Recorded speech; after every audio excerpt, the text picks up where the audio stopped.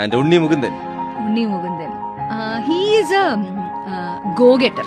അത് ഒരു കാര്യം ചെയ്യണോന്ന് തീരുമാനിച്ചു കഴിഞ്ഞാൽ അത് പുള്ളി നടത്തിയിരിക്കും. സോ ഇൻ സെൻസ് ഞാൻ ആസ് എൻ ആക്ടറാണ് ഞാൻ പറയുന്നത്, as A professional he's A go getter. Marco കണ്ടോ?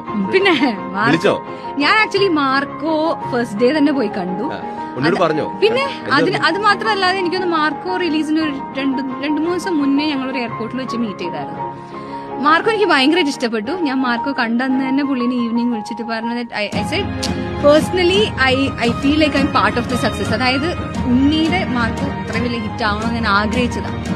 അപ്പം അത് ഞാൻ വിളിച്ചു പറഞ്ഞപ്പം he was very excited right from the morning. ഭയങ്കര എക്സൈറ്റ്മെന്റിലായിരുന്നു.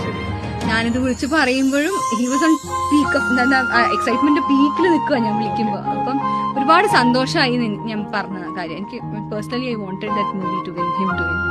അത്